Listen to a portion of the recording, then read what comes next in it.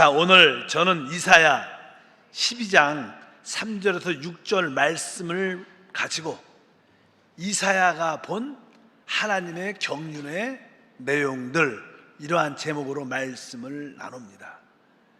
우리 교회는 그동안 성경 일독을 위해서 계속 우리가 성경을 읽고 있는데, 마지막 이제 구약의 마지막 뒷부분이 남아서 이번 주 어제도 그렇고 또 오늘도 그렇고 우리는 이사야를 성경으로 통독하며 기도하고 있습니다.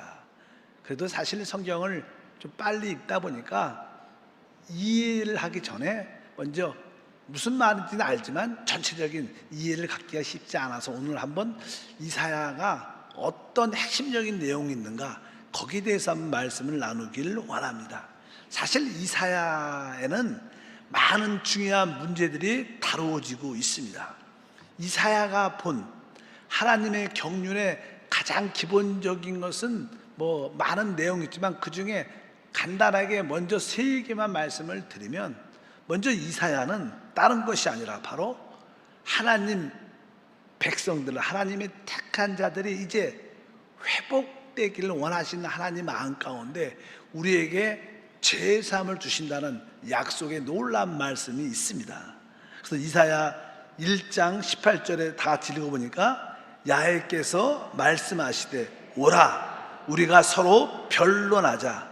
너희의 죄가 주홍 같을지라도 눈과 같이 씌어질 것이요, 진홍같이 붉을지라도 양털같이 쉬게 되리라. 특별히 이사야 전체적인 대부분 내용은 열국과 하나님 이스라엘 백성에 대한 하나님의 심판과 회복을 의미합니다.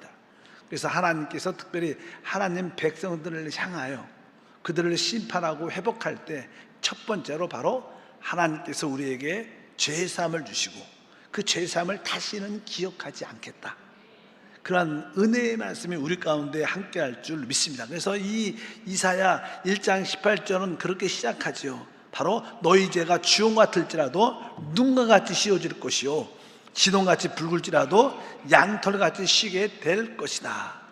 그리고 뒷부분에 38장 17절에도 동일한 맥락으로 다시 한번 언급하시죠. 17절 읽어보니까 보옵소서, 내게 큰 고통을 더하신 것은 내게 평안을 주려 하심이라. 주께서 내 영혼을 사랑하사 멸망의 구덩이에서 건지셨고 내 모든 죄를 주의 등 뒤에 던지셨나이다. 이 말씀을 보면 종종 하나님께서 우리에게 어떤 큰 고통을 더해주는 것처럼 느낄 때가 많습니다. 왜 그런가? 그것은 다른 것이 아니라 참으로 그 고통은 하나님께 돌아오는 길이 될 것이고 참된 하나님의 평강을 얻게 될 것이기 때문에, 그래서 바로 주님께서 결국 우리를 멸망의 구덩이에서 건지실 것이고 우리의 모든 죄를 주님의 등 뒤에 던져버려 다시는 보지 않는, 우리들도 종종 사람들의 관계에서 어떤 물건이나 필요 없는 것들에 대해서 이제 다시 기억하지 않겠다는 뜻에서 어떤 물건을 이렇게 뒤에다 이렇게 버려버립니다. 쳐다보지 않겠다는 거예요. 하나님께서 여러분의 모든 죄를 등 뒤로 버리셔서 다시는 기억하지 않는, 여러분들이 바로 이 말씀을 읽을 때마다 그런 죄사함의 은혜를 마음껏 누리시기를 축복합니다. 더 이상 죄로 인하여 고통을 당하면 안 됩니다. 어차피 사단은 우리의 양심에 참선해서 죄를 기억하게 하고 죄를 들춰내서 우리를 괴롭게 하지만, 우리 주님은 바로 그분의 십자가의 보혈로 이미 모든 것을 끝내셨습니다. 우리의 죄 문제가 해결됐습니다. 주님은 우리의 죄를 기억하지 않습니다. 바로 여기에 오늘 분명하게 우리의 죄가 주홍 같고 진홍 같을지라도 주님께서 깨끗하게 할 거죠. 우리의 모든 죄를 기억하지 않고 우리의 등 뒤에 던져버렸다고 말씀합니다. 두 번째 중요한 내용은 이제 우리에게 하나님이 사랑하신다는 징조, 표적을 주겠다는 거예요. 하나님이 우리를 사랑하신다는 최고의 징조, 표적을 주는데 그 징조와 표적이 무엇인가? 바로 이사야 7장 14절에 기록되어 있습니다. 그러므로 주께서 친히 징조를 너에게 주실 것이라. 보라, 처녀가 잉태하여 아들을 낳을 것이요 그의 이름을 임마누엘이라 하리라. 그러니까 하나님께서 우리를 사랑한다는 최고의 징조. 여기서 보니까 징조는 다른 말로 표적입니다. 표적이 더 기억하기가 좋죠. 하나님께서 놀라운 표적으로 우리에게 주실 것인데, 이 표적이 무엇인가? 바로 처녀가 잉타의 아들을 낳을 것이다. 처녀가 잉타의 아들을 낳을 것이다. 그의 이름은 임마누엘이다. 하나님이 우리와 함께 한다는 표적, 하나님이 우리와 함께 한다는 표적이 바로 우리를 사랑하시는 증거인 줄 믿습니다. 이것은 과거에서부터 또 현재 또 미래에 변치 않는 표적입니다. 그리고 알다시피 새하늘과 새 땅에도 뭐예요? 새 예루살렘이 이 땅에 임하게 되는데, 바로 그 새 예루살렘은 하나님과 사람이 함께하는 표적이에요. 그래서 우리는 과거뿐만 아니라 현재, 미래, 영원 후까지도 하나님이 함께 하신 임마누엘을 누리게 될 거라는 거예요. 여러분도 지금도 뭐예요? 하나님의 나와 함께 하신다. 주님이 내 안에, 내가 주님 안에, 그분은 바로 임마누엘, 나와 함께 하신 하나님이다. 이것이 우리의 뭐예요? 하나님이 주신 최고의 표적이라는 거예요. 여러분, 하나님의 표적을 갖고 계십니까? 복음을 증거할 때마다 담대하게 하나님께서 죽음과 부활을 통하여 성령으로 내 안에 계시다, 내 안에 하나님이 오셨다, 이것을 여러분들이 말씀하는 것입니다. 우리 주님도 내가 세상 끝날까지 너와 함께 하겠다, 너에게 성령이 임하시면 땅끝까지 내 증인이 되겠다. 증인은 것은 뭐 바로 하나님의 임마누엘로 나와 함께 한다는 증인이에요. 다른 증인이 아니라 하나님이 내 안에 계시고 내가 하나님 안에 있다. 주님은 임마누엘 하나님, 우리와 함께 하실 뿐만 아니라 나와 함께 하시는 임마누엘 하나님이 바로 하나님이 주시는 표적입니다. 여러분 모두가 하나님의 표적을 가진 줄 믿습니다. 그러니까 너무 걱정하지 말고, 너무 염려하지 말고, 혹시 직장과 자녀와 건강에 어려운 일이 생길지라도 하나님이 우리에게 주신 표적이 있죠. 그래도 내가 너와 함께한다. 난 너의 임마누엘이다. 바로 그러한 표적을 믿음으로 마음껏 누리길 바랍니다. 그리고 또 이사야의 또 하나의 내용 중에 하나는, 이제 우리가 이 놀라우신 하나님을 어떻게 영접하고 그분을 어떻게 마음껏 누리는 것을 우리에게 보여줘요. 자, 사실 신앙은요, 하나님을 진짜 대상만 믿는 게 아니라 그 대상이 바로 우리 안에 영접되는 게 신앙이에요. 그래서 참된 믿음은 뭐예요? 영접하는 자, 곧 그 이름을 믿는 자들에게 하나님의 자녀가 되는 권세를 주신 줄 믿습니다. 그래서 특별히 이제는 이사야 오늘 읽었죠. 본문 말씀 12장 3절부터 6절까지 말씀에 그런 내용들이 아주 우리의 구원 되신 하나님을 누리는 길, 그 내용이 자세히 설명되어 있어요. 따라할까요? 구원 되신 하나님을 누리는 길. 어떻게 우리는 순간순간 그 하나님을 구원으로 누릴 수 있는가? 여러분들이 어떻게 순간순간 어떤 문제로부터, 어려움으로부터 그분을 그 모든 문제와 어려움의 구원으로 누릴 수 있는가? 오늘 다시 한번 3절부터 천천히 읽어보니까, 그러므로 너희가 기쁨으로 구원의 우물들에서 물을 기르리로다. 여기 구원의 우물, 여기 구원의 우물이 있어요. 여러분들이 구원의 우물에서 물을 기를 때마다 우리는 구원을 체험하게 됩니다. 사실 우리 거듭난 영안이 사실은 어떻게 보면 구원의 우물이에요. 여러분들은 다 이 깊은 곳에 생수의 강이 흐르긴, 그래서 우리가 거듭난 우리의 영이 구원의 우물이에요. 그 왜 구원의 우물이냐? 바로 그곳에 구원의 십자가 되시는 그리스도 성령이 거기 계시니까 우리 거듭난 영안이 구원의 우물인 줄 믿습니다. 그래서 그 구원을 체험하려면 오늘 말씀에 이렇게 아까 3절에 뭐예요? 기쁨으로 물을 굴러요. 기쁨으로 물을 기르라. 그러니까 여러분들이 항상 영안에 계신 주님을 내가 기쁨으로 부릅니다. 내가 영안에 계신 주님을 호흡하고 마십니다. 여러분들이 아주 기쁨으로 주님을 불러야 돼요. 여러분들이 주 예수를 부를 때마다 아주 다정하고 아주 로맨틱하고 또 사랑스럽고 아주 쫓겨나 먹는 것처럼 달콤한 매콤하게. 아멘. 그런 마음으로 주님의 구원의 우물에서 그분을 이렇게 기쁨으로 불러요. 오늘 뭐냐? 바로 기쁨으로 구원의 우물에서 물을 기르라.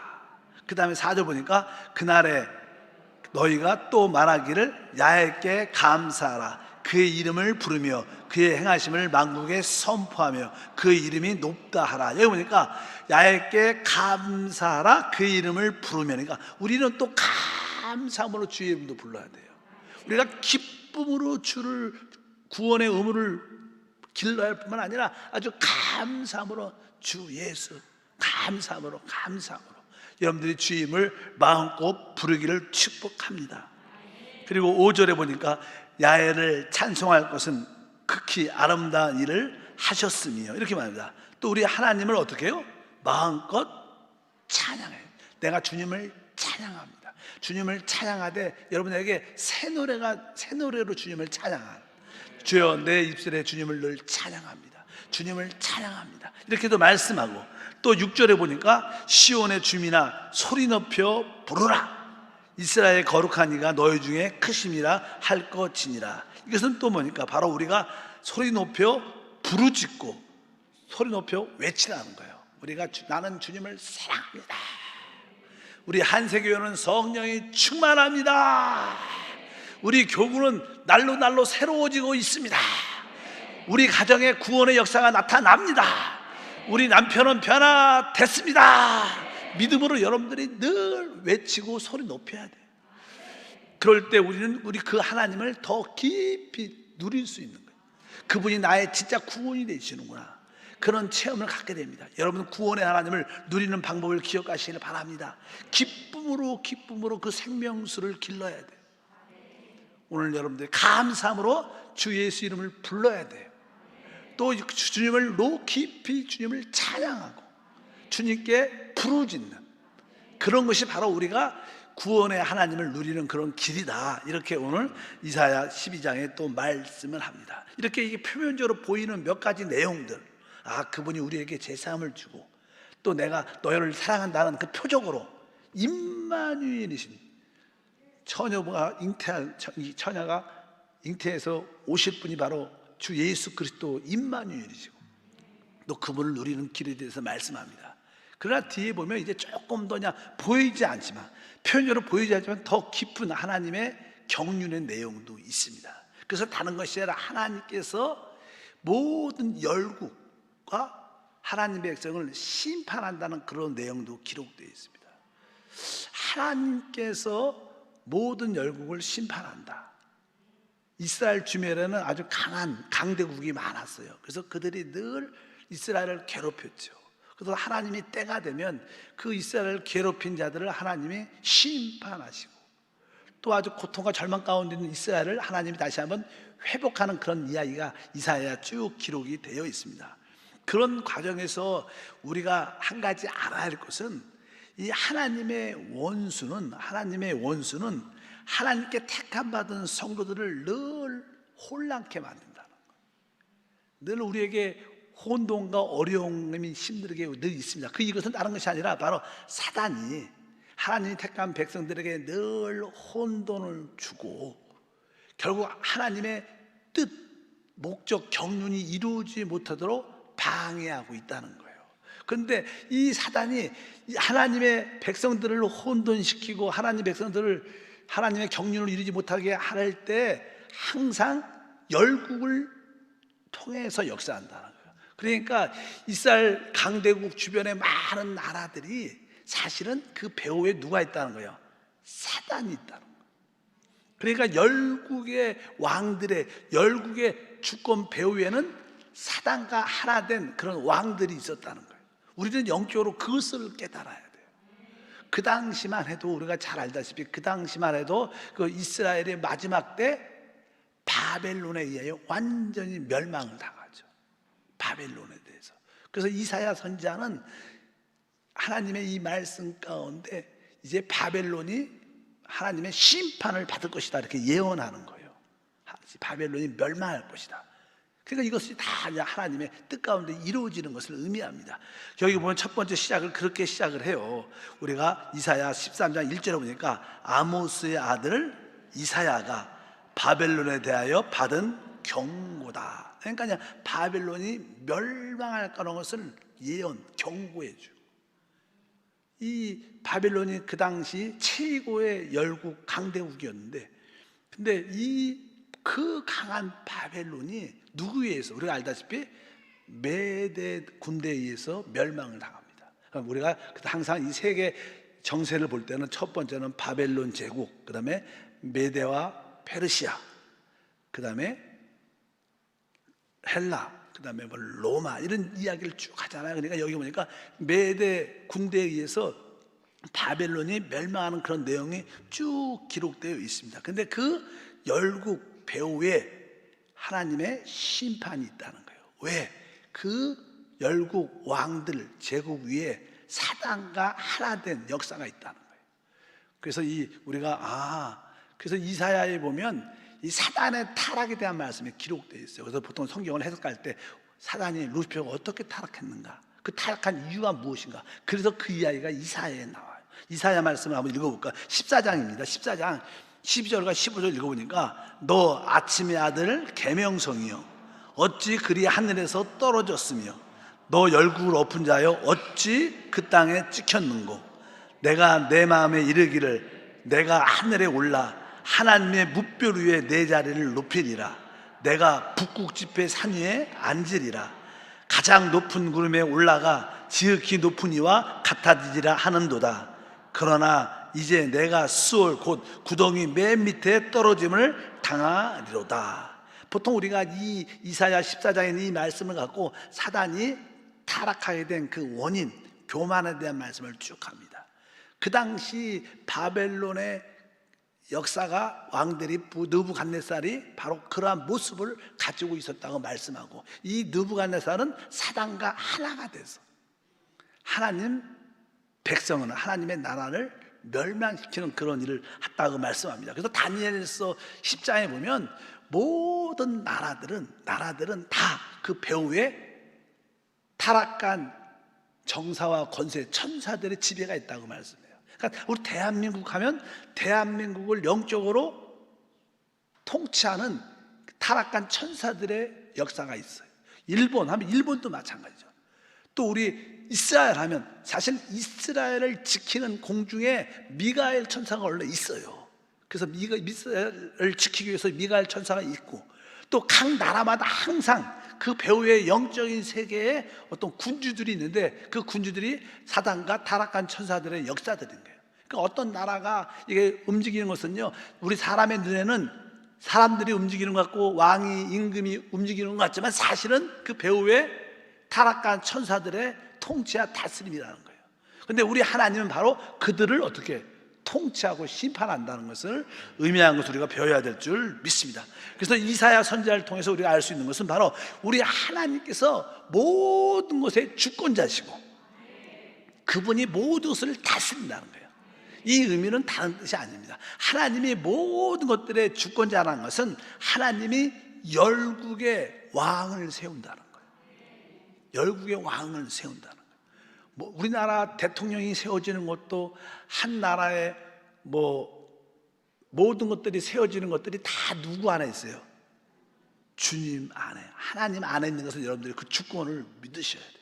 이 세계가 우리 눈에는 그렇게 안 보여도 영적으로 보면 하나님이 모든 것을 세우십니다. 그래서 하나님께서 강한 나라에 어떤 왕들을 세워주시는데, 그래서 하나님이 어떤 회사에서도 종종 보면 그 CEO가 이제 어떤 사람을 택해서 어떤 중요한 사장을 세우죠. 예를 들어서 요새는 대표이사, 이렇게 대표님 이렇게 많이 부르죠. 근데 어쩌든지 보통 임명을 하죠.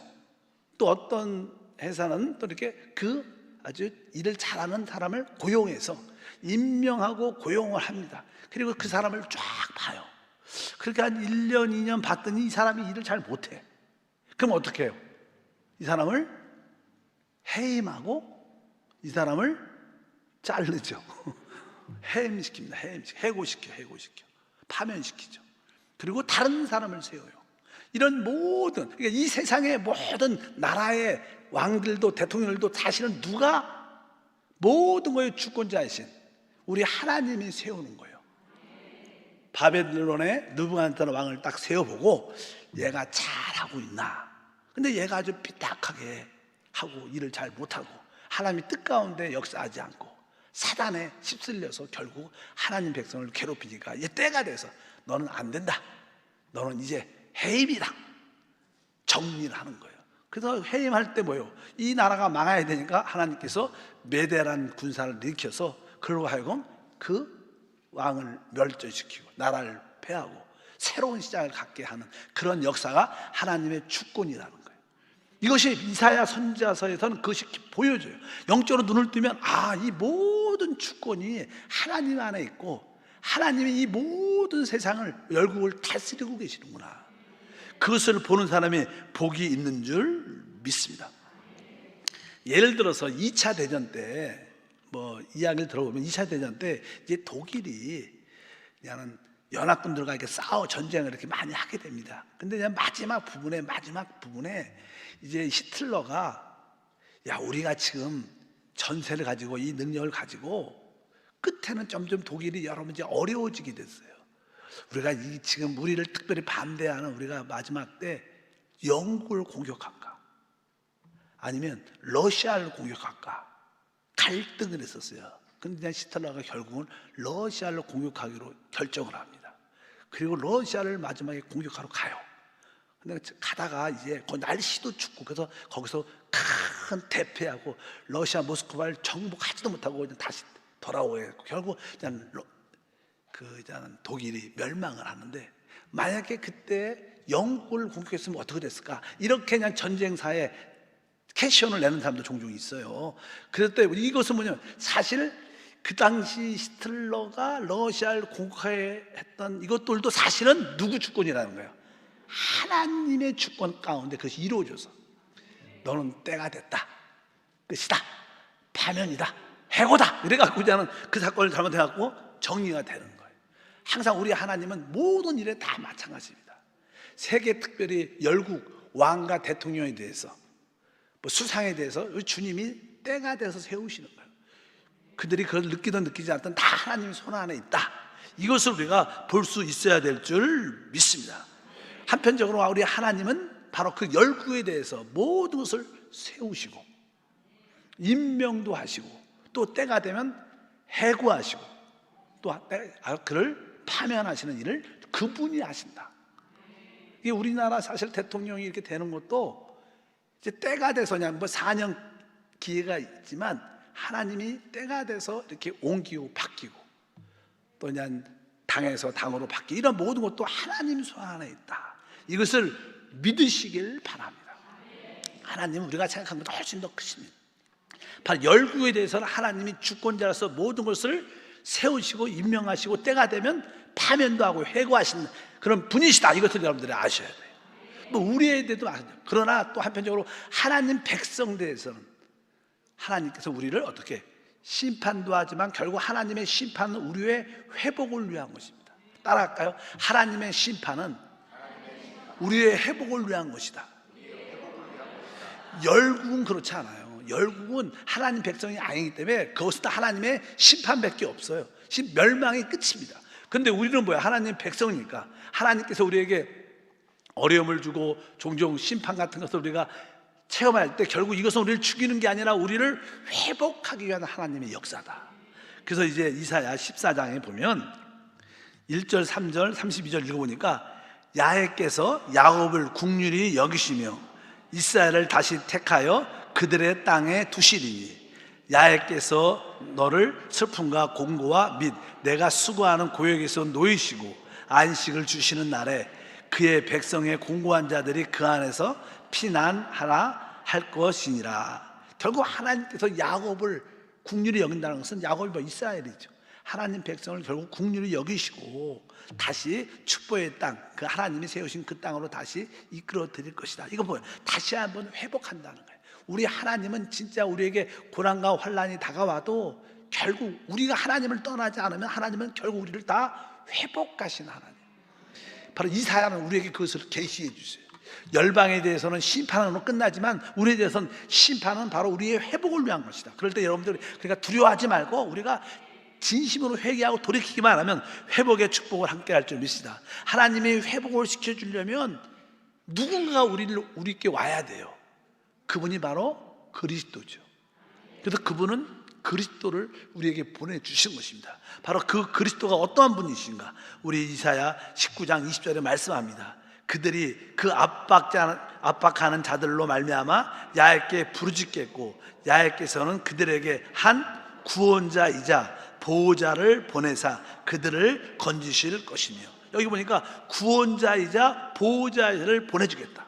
그러니까 바로 그분이 우리의 그리스도입니다.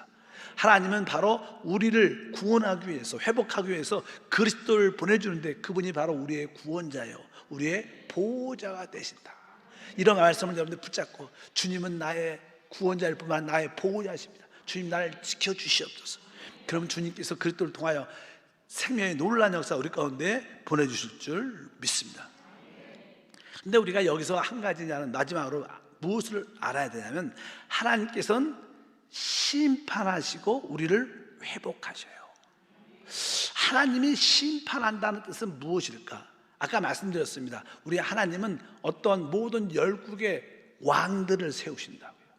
뭐 지임시대는 뭐 대통령, 뭐 수상, 임금들을, 왕들을 세우시는데, 그분을 세우고 그 사람을 임명도 하고 그를 세웠는데 그가 하나님 볼 때 잘 못하고 하나님의 뜻에 맞지 않게 나갑니다. 사단과 결박돼도. 그래서 하나님은 결국 그를 어떻게 파면하고 회복해요. 그러면 그 자리를 누군가로 세워야 되는 거예요. 그렇죠.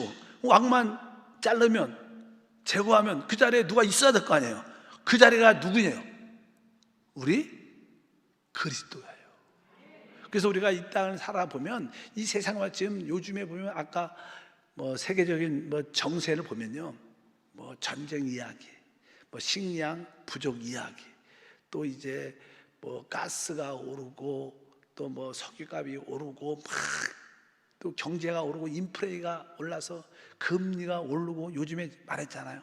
이제 무슨 코인 시장이 무너지고 증권 시장도 무너지고 부동산도 무너지고 막 이렇게 올라가는, 물가가 올라가는 그런 분위기가 쫙 됩니다. 이럴 때 살기 쉽지 않죠. 그럴 때 우리 하나님께서는 바로 우리 믿는 자들에 대해서는 하나님의 구원의 대체자가 있으신데 바로 그분이 그리스도라는 거예요. 그래서 우리가 이 세상을 보면 볼수록 진짜 주님이 오시는 이해는 이 세상이 회복될 가능성이 없어요. 사람들은 내일에 대한 소망을 갖고 살기 때문에, 우리 한국 잘 될 거야, 잘 될 거야. 우리 미국 사람들 미국 잘 될 거야. 또 러시아 뭐 전쟁하고 있지만 러시아도 국민들 뭐라 할까? 우리 러시아 잘 나갈 거야, 더 잘 될 거야. 이런 소망을 늘 그냥 갖고 싶은 거예요. 또 갖고 입술로 말을 합니다. 그러나 이 세상에는 진짜 소망이 없어요. 시간이 가면 갈수록 정치적으로 소망이 없고, 경제적으로 소망이 없고, 사회적으로 분열 갈등으로 소망이 없습니다. 진짜 이 세상의 정세를 보면 진짜 그리스도가 오시는 길밖에 없어요. 진짜 그분이 오셔야 돼요. 그리고 그분은 진짜 오십니다. 그래서 그분이 오시려고 지금 모든 판을 준비하고 계세요. 모든 판을 준비하고 계세요. 그래서 이게 러시아나 우크라이나 전쟁도 또 유럽이 관련되고 점점점 이렇게 되는 것이 점점점 하나님이 보이지 않는 손으로 모든 것을, 오실 것을 준비하는 길이라는 것을 우리는 믿어야 돼요. 근데 그분이 오셔야지 모든 것이 해결되는 겁니다. 그래서 어떤 왕이 제거되고 파면될 때 그것은 바로 새로운 분이 오시는 거예요. 바로 그분이 우리 주 예수 그리스도신 줄 믿습니다. 그래서 이사야는 그런 의미를 많이 기록되어 있습니다. 또 우리 개인적으로도 마찬가지입니다. 우리 개인적으로도 우리는 타락한 육신을 갖고 있어요. 육신에는 정욕이란 이 사단의 생명이 있어요. 사람에는 다 정욕이, 육신의 정욕, 안목의 정욕, 이 세상의 자랑. 이 정욕이 숨어 있다가 한번 이 동작을 탁 하고, 이 정욕이 어떤 발동을 어떤 일로 계기를 통해서 동작을 하면 그 정욕에 이기질 못해요. 그래서 사람이 타락하고 아주 중독되고 벗어나지 못하는 거예요. 모든 사람들은 다 육신 안에 정욕이 있어요. 근데 그것이 그냥 어떤 여러 가지 환경 때문에 어떤 사람과의 관계 때문에 이렇게 나타나서 그것이 막 강력하게 감정으로 이끌려 되면 사람이 확 빠져버려갖고 나중에 정신 차리면 늦었고 뭐 그런 일들이 많은 거예요. 그런데 어쩌든지 그래서 우리 주님은 우리 안에 있는 우리 옛사람을 어떻게 보면 오셔갖고 심판할 때 우리 옛사람을 파면시켜요. 파면시키는 거 주님이. 우리가 그동안은 뭐예요? 우리 옛사람이 내가 주인 되고 사는 거예요. 그러니까 잘못된 거죠. 그러니까 결국 주님이 오셔서 우리 옛사람을 십자가에서 그리스도와 함께 끝내시는 거예요. 하나님이 심판하는 것은 우리 옛사람을 끝내고 그 끝낸 다음에 그 안에 누굴 넣으시는 거예요? 그리스도를 넣으시는 거예요. 그분이 이제는 우리 그 옛사람의 자리에 그분이 임명되시고 그분이 고용되시고 그분이 오시는 거예요. 그래서 우리가 사는 게 아니라 우리 안에 누가 사시는 거예요? 갈라디아서 2장 20절 다시 읽어보니까 내가 그리스도와 함께 십자가에 못 박혔나니 그런즉 이제는 내가 사는 것이 아니요 오직 내 안에 그리스도께서 사시는 것이다. 우리가 그동안은 육신의 정욕과 사단과 결합돼서 우리 옛사람대로 살았는데 하나님이 보니까 내가 너를 택했는데 우리가 잘못되고 잘못되고 하나님이 우리의 옛사람을 파면시키는 끝 아웃 그렇게 말씀하고 이제 그 자리에 그리스도를 그 자리에 주셔서 그리스도가 살게 하시는 것이다. 이것이 하나님의 어떻게 보면 심판하는 어떠한 과정이에요. 그러니까 우리가 있는 그 위치를 벗어내고 다 내려놓게 해요. 뭐 그게 뭐예요? 파면되고 어떻게 파면된 것이죠. 그러면 이제 그 자리에 새로운 분이 오시는데 그 새로운 분은 오직 주 예수 그리스도이다. 하나님의 심판은 그렇게 이루어집니다. 그래서 우리가 이제 교회 생활을 한다는 뜻은 무슨 뜻일까? 교회 생활은 그동안 우리가 모든 생활에서 모든 것이 내가 했어요. 내가 주인 돼서 내가 중심 돼서 모든 것을 했습니다. 그것을 이제 하나님이 다 끝내게 하시고 여러분들은 오직 그리스도만을 붙잡게 만들어. 그리스도가 바로 우리의 새로운 왕이시고 우리의 모든 것이 되신다. 그래서 신앙이 이렇게 깊어지면 어떤 생각이 드냐면 여러분 마음속에 우리 안에 이미 다 영접하셨어요. 그래서 그냥 우리 안에 계신 하나님 나에게 사랑할 수 있는 능력이 필요한데 뭐 사랑할 수 있는 능력을 주시옵소서 이렇게 옛날엔 기도하지만 지금은 내 안에 계신 주님이 나의 사랑입니다. 주님이 내 사랑입니다. 종종 여러분들 나에게 능력을 달라고 기도를 많이 하지만 여러분들이 영적으로 점점 여러분이 사라지면 여러분들은 전에는 내가 능력을 받아서 내가 열심히 사용해서 하는 영광을 나타내겠다. 근데 내가 이미 끝난 사람이니까 이제 그런 기도를 안 하고 하나님 진짜 나의 능력은 내 안에 계신 그리스도십니다. 주님이 나의 능력이십니다. 주님이 나의 능력이십니다. 뭐 인내가 필요하다 그러면 여러분들 지금 어떻게 해요? 주님 내 안에 계신 주님이 나의 인내입니다. 주님으로 기뻐합니다. 주님이 나의 인내가 되십니다. 주님이 나의 인내가 되십니다. 계속 그분을 나의 모든 것으로 취한 이런 생활을 교회 생활이라고 그래요. 교회 생활은 우리 옛사람 자기의 어떤 뜻 자기의 영광을 찾는 것이 아니죠. 그래서 결국 우리 예수님도 어제 묵상 말씀에 그런 말씀이 기록되어 있습니다. 나는 내 뜻을 행하러 온 게 아니다. 자기 영광을 구하는 자는 불의하다고 말씀하시면서 거기에 보면 내 뜻 우리 주님에게도 뭐예요? 주님의 뜻이 있었어요. 우리 주님에게도 사람으로 오셨기 때문에 자기의 영광이라는 게 있었어요. 근데 우리 주님은 내 뜻을 행하지 않는다. 나는 내 영광을 구하지 않는다. 이건 뭐예요? 그런 육신에 속한 모든 것들이 다 어떻게 파면된 거예요. 그것이 하나님의 심판이에요. 그래서 우리는 이제 새롭게 고용되신 주님이 우리 안에 오셨기 때문에 그분을 나의 모든 것으로 취하는 거예요. 이것이 이제는 영적으로 체험이 있는 분들은 이런 말씀이 이해가 쉽게 가요. 그러나 내 안에 내주하는 그리스도도 잘 모르고 그러면 무슨 말인지 이게 사실 영적인 세계와 영적인 것을 체험한 사람이 들려지는 이야기들이죠.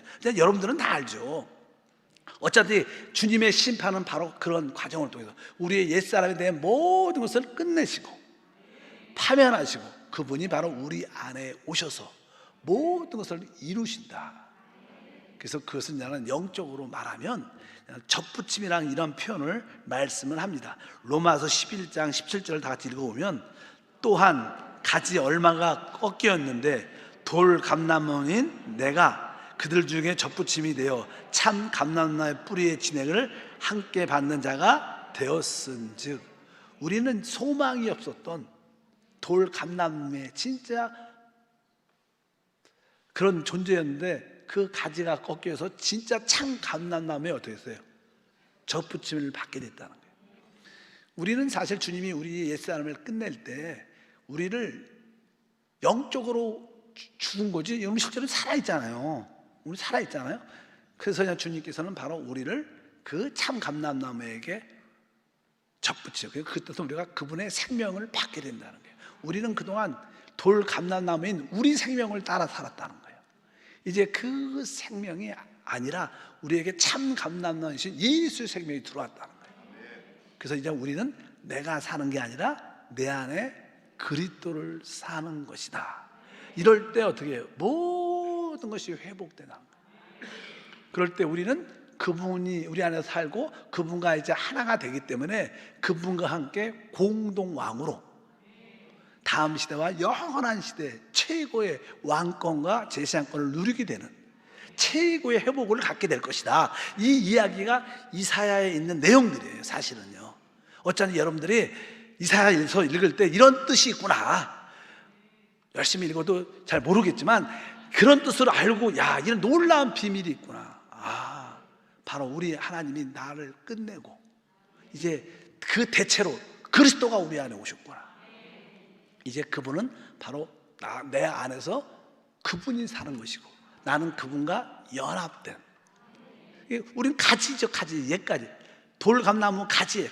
가지가 없는 게 아닙니다. 아예 우리는 죽었다 이게 아니라 우리는 있죠. 근데 그것이 이제 참 감람나무의 진액을 먹으면서 참 감람나무의 진액에 있는 모든 풍성함대로 열매도 맺고 우리가 진정으로 그리스도의 열매를 갖게 되는 그런 모습을 갖게 된다. 이럴 때 이것이 우리의 진정한 회복이고 그 회복의 결과는 무엇인가? 주님과 함께 공동 뭐가 돼요? 왕이 되고 공동 제사장이 되는 거예요. 우리는 그분과 함께 하는 게 회복이에요. 함께.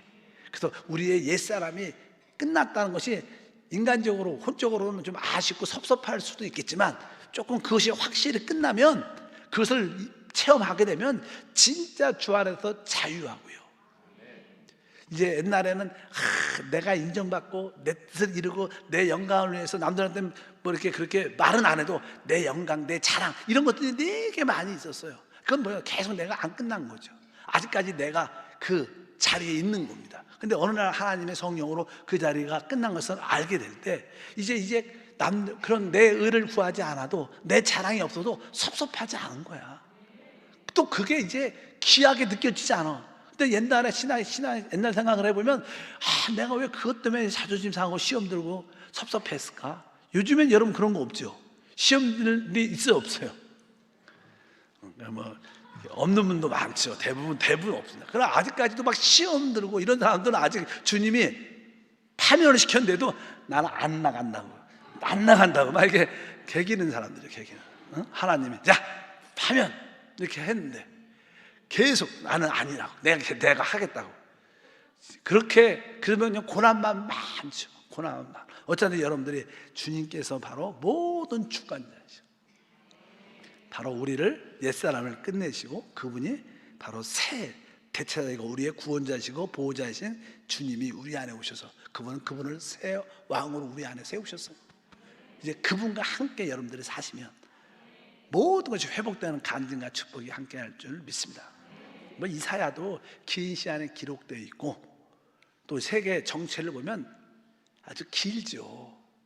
뭐 주님이 부활하신 지 2000년이 됐고 그러니까 우리가 이 짧은 시간에 왜 이 문제가 해결 안 되지? 남편과의 어려운 문제가 해결 안 되지? 우리 자녀는 왜 그러지? 다 작게 봐서 그렇지 좀 더 크게 1년 단위로 10년 단위로 또 주님처럼 100년 단위로 보면요, 우리가 느끼고 고난하는 건 사실 아무것도 아닙니다.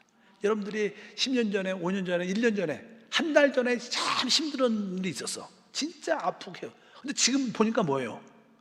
별거 아닌데, 진짜 별거 아닌데 그렇게 스트레스 받고 힘들어했을까? 지금 생각하면 뭐예요? 아무것도 아닌데, 진짜 아무것도 아니야. 믿음이라는 거예요. 믿음이. 그때 이것을 깨달으면 믿음이 좋은 거야. 그걸 지나가고 꼭 깨달으면 그거는 믿음이 별로 없어. 그 당시에 없었던 거죠. 그러니까 여러분들이 미리 지금 여러분들이 느끼는 그런 것들도 별거 중요하지 않아. 그냥 내 안에 계신 주님으로 기뻐하십시오. 좀 경제적으로 조금 어려울 수도 있죠, 물질적으로. 그러나 잘 써야겠죠. 돈을 절약해서 절대 자족하는 마음으로. 그리고 막 쓰던 습관이 있으니까 막 빌리고 막 쓰다 보면 빚이 많으면 사람이 가장 스트레스가 뭐냐면 빚 스트레스. 그래서 대부분 잘 살아잖아, 빚이 많아. 어쨌든 여러분들이 어떤 모든 일에 대해서 자유하셔야 돼. 그냥 내 안에 계신 주님으로, 그분의 말씀으로 행복하고 은혜를 받으면 이 안에서 그런 환경도 이겨내고 그 가운데 어려운 환경에서 감사할 수 있는 마음이 생기면서 또 하나님께서 기가 막히게 피할 길을 주시고 회복도 시켜주셔요. 그러니까 너무 집착하지 마십시오. 영의 생각으로 충만하시길, 영의 생각을 영 안에 드는 것을 훈련하시는 그런 기회를 삼으면 여러분들은 주님과 연합된 실체가 돼서 결국 공동왕, 공동제사장으로 최고의 회복을 갖게 될 것이다. 바로 우리는 그렇게 이미 이긴 자들이다. 그래서 깨닫기를 축복합니다. 하나님 아버지 감사합니다. 다시 한번 이사야 선지자를 통해서 주님이 우리에게 주시는 하나님의 경륜의 내용을 알게 하시고 깨닫게 하시고 가장 기본적으로 주신 죄사함을 누리며 또 우리에게 주신 그 표적, 임마누엘의 표적을 잊지 않게 하소서. 주님은 우리와 임마누엘로 영원히 함께 하실 하나님, 어떤 환경 가운데 임마누엘 표적을 잊지 않게 도와주시고 또 주님을 순간순간 구원으로 누리는 길도 깨닫게 도와주시고 모든 주권이 하나님 손 안에 있고 하나님의 때가 돼서 그 우리의 모든 옛사람을 파면시키고 그 자리에 그리스도가 오심을 감사합니다. 그리스도가 우리 안에 살게 하옵소서. 주 예수 이름으로 기도함나이다. 아멘.